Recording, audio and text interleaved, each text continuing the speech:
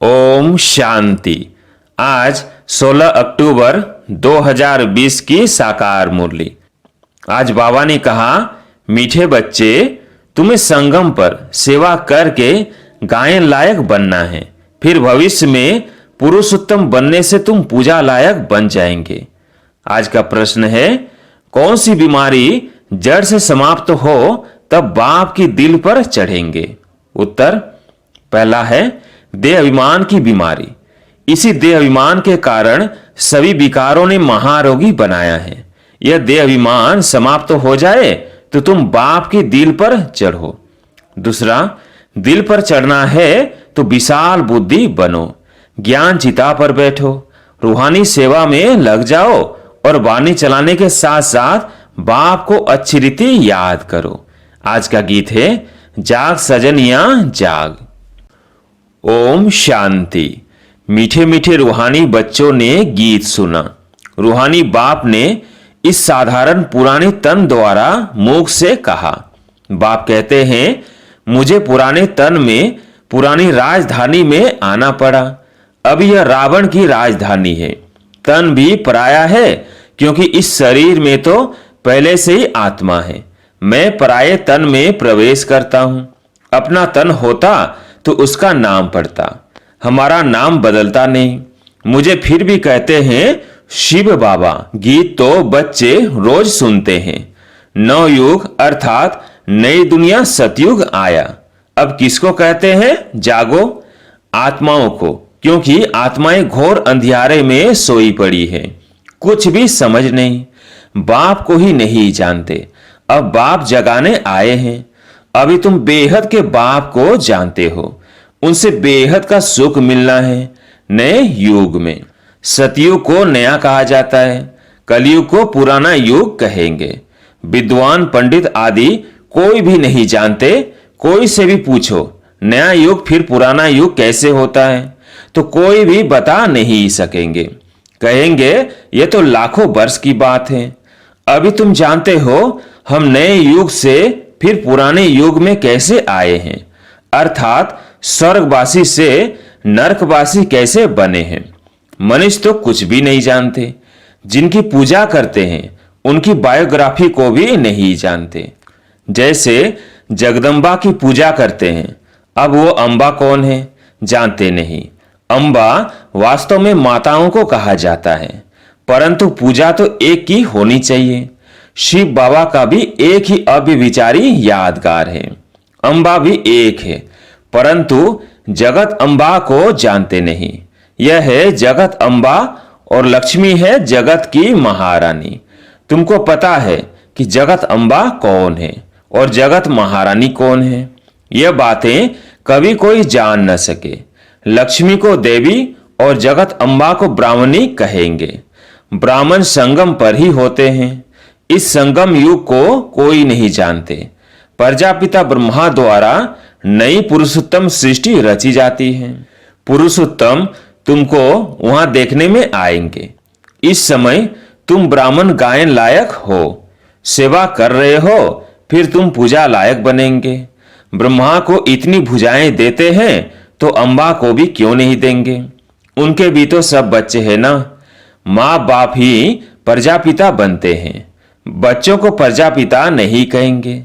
लक्ष्मी नारायण को कभी सतयुग में जगत पिता जगत माता नहीं कहेंगे। प्रजापिता का नाम वाला है, जगत पिता और जगत माता एक ही है, बाकी है उनके बच्चे। अजमेर में प्रजापिता ब्रह्मा के मंदिर में जाएंगे तो कहेंगे बाबा, क्योंकि है ही प्रजापिता। हद के पिताएं बच्चे पैदा करते हैं तो हद के प्रजापिता ठहरे। यह है बेहद का। शिव बाबा तो सब आत्माओं का बेहद का बाप है। यह भी तुम बच्चों को कॉन्ट्रास्ट लिखना है। जगत अम्बा सरस्वती है एक, नाम कितने रख दिए हैं, दुर्गा काली आदि। अम्बा और बाबा के तुम बच्चे हो, यह रचना है ना। प्रजापिता की बेटी है सरस्वती, उनको अम्बा कहते हैं। बाकी है बच्चे और बच्चियां, है सब एडाप्टेड। इतने सब बच्चे कहां से आ सकते हैं? यह सब है मुख वंशावली। मुख से स्त्री को क्रिएट किया तो रचता हो गया। कहते हैं यह मेरी है, मैंने इनसे बच्चे पैदा किए हैं। यह सब है एडॉप्शन। यह फिर है ईश्वरीय मुख द्वारा रचना। आत्मा तो है ही, उनको एडॉप्ट नहीं किया जाता है। बाप कहते हैं तुम आत्माएं सदैव मेरे बच्चे हो। फिर अभी मैं आकर प्रजापिता ब्रह्मा द्वारा बच्चों को एडॉप्ट करता हूं। बच्चों अर्थात आत्माओं को नहीं एडॉप्ट करते, बच्चे और बच्चियों को करते हैं। यह भी बड़ी सूक्ष्म समझने की बातें हैं। इन बातों को समझने से तुम यह लक्ष्मी नारायण बनते हो।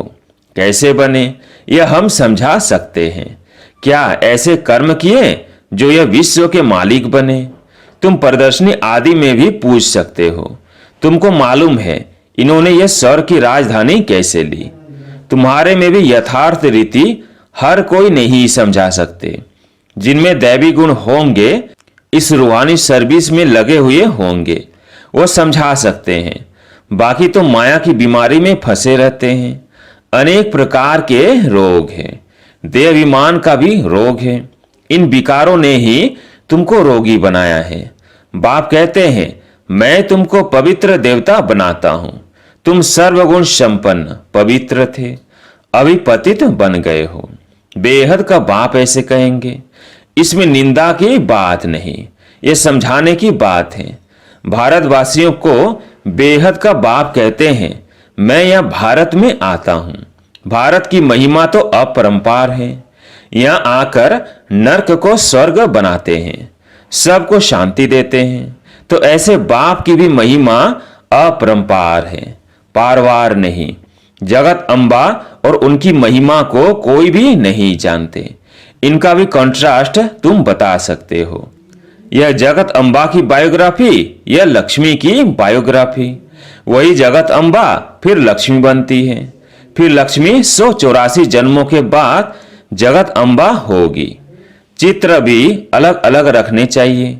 दिखाते हैं लक्ष्मी को कलश मिला, परंतु लक्ष्मी फिर संगम पर कहां से आई? वह तो सतयुग में हुई है। ये सब बातें बाप समझाते हैं। चित्र बनाने के ऊपर जो मुकर्रर है उनको विचार सागर मंथन करना चाहिए, तो फिर समझाना सहज होगा।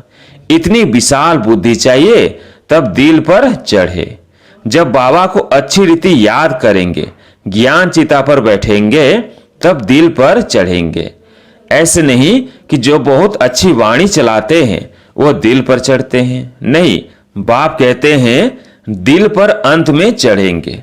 नंबरवार पुरुषार्थ अनुसार जब देह अभिमान खत्म हो जाएगा।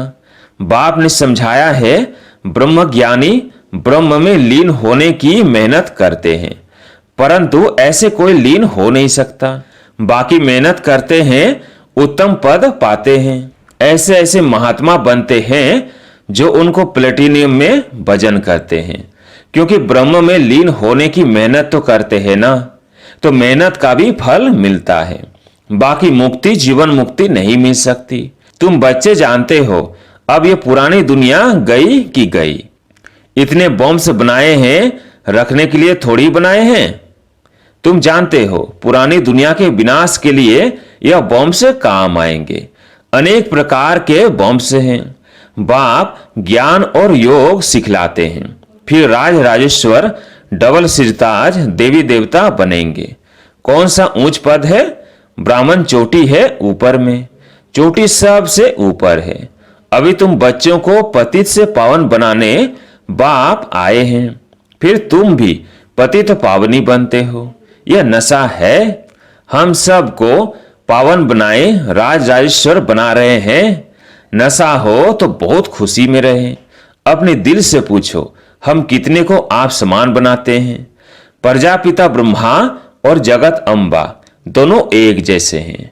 ब्राह्मणों की रचना रचते हैं। शूद्र से ब्राह्मण बनने की युक्ति बाप ही बताते हैं। यह कोई शास्त्रों में नहीं है। यह है भी गीता का युग। महाभारत लड़ाई भी बरोबर हुई थी। राजयोग को सिखाया होगा क्या? मनुष्यों की बुद्धि में फिर अर्जुन और कृष्ण ही है, या तो ढेर पड़ते हैं। बैठे भी देखो कैसे साधारण है। छोटे बच्चे अलफ बे पढ़ते हैं ना, तुम बैठे हो, तुमको भी अलफ बे पढ़ा रहे हैं। अलफ और बे यह है वर्षा। बाप कहते हैं मुझे याद करो तो तुम विश्व के मालिक बनेंगे। कोई भी आसुरी काम नहीं करना है, दैवी गुण धारण करने हैं। देखना है हमारे में कोई अवगुण तो नहीं है। मैं निर्गुण हारे में कोई गुण नहीं। अभी निर्गुण आश्रम भी है, परंतु अर्थ कुछ भी नहीं। निर्गुण अर्थात मेरे में कोई गुण नहीं। अब गुणवान बनाना तो बाप का ही काम है। बाप के टाइटल की टोपी फिर अपने ऊपर रख दी है। बाप कितनी बातें समझाते हैं, डायरेक्शन भी देते हैं। जगत अम्बा और लक्ष्मी का कॉन्ट्रास्ट बनाओ। ब्रह्मा सरस्वती संगम के, लक्ष्मी नारायण है सतयुग के। यह चित्र है समझाने के लिए। सरस्वती ब्रह्मा की बेटी है, पढ़ते हैं मनुष्य देवता बनने के लिए। अभी तुम ब्राह्मण हो। सतयुगी देवता भी मनुष्य ही हैं, परंतु उन्हों को देवता कहेंगे। मनुष्य कहने से जैसे उनकी इंसल्ट हो जाती है, इसलिए देवी देवता वह भगवान भगवती कह देते हैं। अगर राजा रानी को भगवान भगवती कहें तो फिर प्रजा को भी कहना पड़े, इसलिए देवी देवता कहा जाता है। त्रिमूर्ति का चित्र भी है। सतयुग में इतने थोड़े मनुष्य, कलयुग में इतने बहुत मनुष्य हैं, वो कैसे समझाएं? इसके लिए फिर गोला भी जरूर चाहिए। प्रदर्शनी में इतने सबको बुलाते हैं, कस्टम कलेक्टर को तो कभी कोई ने निमंत्रण नहीं दिया है, तो ऐसे ऐसे विचार चलाने पड़े। इसमें बड़ी विशाल बुद्धि चाहिए। बाप का तो रिकॉर्ड रखना चाहिए। हुसैन के घोड़े को कितना सजाते हैं, पटका कितना छोटा होता, घोड़ा कितना बड़ा होता है। आत्मा भी कितनी छोटी बिंदी है, उनका श्रृंगार कितना बड़ा है। ये अकाल मूर्त का तख्त है ना। सर्वव्यापी की बात भी गीता से उठाई है। बाप कहते हैं मैं आत्माओं को राजयोग सिखलाता हूं, फिर सर्वव्यापी कैसे होंगे? बाप टीचर गुरु सर्वव्यापी कैसे होंगे? बाप कहते हैं मैं तो तुम्हारा बाप हूं, फिर ज्ञान सागर हूं। तुमको बेहद की हिस्ट्री ज्योग्राफी समझने से बेहद का राज्य मिल जाएगा। दैवी गुण भी धारण करने चाहिए। माया एकदम नाक से पकड़ लेती है, चलन गंदी हो पड़ती, फिर लिखते हैं ऐसी ऐसी भूल हो गई, हमने काला मुंह कर लिया। यहां तो पवित्रता सिखाई जाती है, फिर अगर कोई गिरेंगे भी तो फिर उसमें बाप क्या कर सकते हैं? घर में कोई बच्चा गंदा हो पड़ता है, काला मुंह कर देता है, तो बाप कहते हैं तुम तो मर जाते तो अच्छा है। बेहद का बाप भल ड्रामा को जानते हैं, फिर भी कहेंगे तो सही ना। तुम औरों को शिक्षा देकर खुद गिरते हो तो 1000 गुना पाप चढ़ जाता है। कहते हैं माया ने थप्पड़ मार दिया। माया ऐसा घुसा मारती है जो एकदम अकल ही गुम कर देती है। बाप समझाते रहते हैं आंखें बड़ी धोखेबाज हैं, कभी भी कोई विकर्म नहीं करना है। तूफान तो बहुत आएंगे, क्योंकि युद्ध के मैदान में होना पता भी नहीं पड़ता कि क्या होगा। माया झट थप्पड़ लगा देती है। अभी तुम कितने समझदार बनते हो। आत्मा ही समझदार बनती है ना, आत्मा ही बेसमझ थी। अब बाप समझदार बनाते हैं। बहुत देह अभिमान में है, समझते नहीं कि हम आत्मा हैं। बाप हम आत्माओं को पढ़ाते हैं। हम आत्मा इन कानों से सुन रही है। अब बाप कहते हैं कोई भी विकार की बात इन कानों से न सुनो। बाप तुम्हें विश्व का मालिक बनाते हैं। मंजिल बहुत बड़ी है। मौत जब नजदीक आएगा तो फिर तुमको डर लगेगा। मनुष्य को मरने के समय भी मित्र संबंधी आदि कहते हैं ना। भगवान को याद करो या कोई अपने गुरु आदि को याद करेंगे। देहधारी को याद करना सिखलाते हैं। बाप तो कहते हैं मामे कम याद करो। यह तो तुम बच्चों की ही बुद्धि में है। बाप फरमान करते हैं मामे कम याद करो। देहधारियों को याद नहीं करना है। माँ बाप भी देहधारी है ना। मैं तो विचित्र हूं, विदेही हूं, इसमें बैठ तुमको ज्ञान देता हूं। तुम अभी ज्ञान और योग सीखते हो।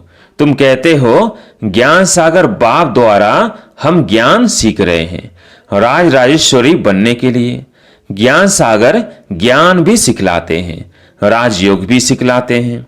अच्छा, मीठे मीठे सिकिलधे बच्चों प्रति माता पिता बाप दादा का याद प्यार और गुड मॉर्निंग। रूहानी बाप की रूहानी बच्चों को नमस्ते। हम रूहानी बच्चों की रूहानी बाप दादा को याद प्यार गुड मॉर्निंग नमस्ते नमस्ते। धारणा के लिए मुख्य सार। पहला पॉइंट, समझदार बन माया के तूफानों से कभी हार नहीं खाना है। आंखें धोखा देती है, इसलिए अपनी संभाल करनी है। कोई भी विकारी बातें इन कानों से नहीं सुननी है। दूसरा पॉइंट, अपनी दिल से पूछना है कि हम कितनों को आप समान बनाते हैं। मास्टर पतित पावनी बन सबको पावन अर्थात राज राजेश्वर बनाने की सेवा कर रहे हैं। हमारे में कोई अवगुण तो नहीं है। दैवी गुण कहां तक धारण किए हैं। आज प्यारे मीठे बाबा का वरदान, सभी को ठिकाना देने वाले रहमदिल बाप के बच्चे रहमदिल भव। सभी को ठिकाना देने वाले रहमदिल बाप के बच्चे रहमदिल भव। रहमदिल बाप के रहमदिल बच्चे किसी को भी भिखारी के रूप में देखेंगे तो उन्हें रहम आएगा कि इस आत्मा को भी ठिकाना मिल जाए, इसका भी कल्याण हो जाए। उनके संपर्क में जो भी आएगा उसे बाप का परिचय जरूर देंगे। जैसे कोई घर में आता है तो पहले उसे पानी पूछा जाता है, ऐसे ही चला जाए तो बुरा समझते हैं। ऐसे भी संपर्क में आता है उसे बाप के परिचय का पानी जरूर पूछो। अर्थात दाता के बच्चे दाता बनकर कुछ न कुछ दो ताकि उससे भी ठिकाना मिल जाए। आज का स्लोगन है, यथार्थ वैराग्य वृत्ति का सज अर्थ है जितना न्यारा उतना प्यारा। यथार्थ वैराग्य वृत्ति का सहज अर्थ है जितना न्यारा उतना प्यारा। अच्छा, ओम शांति।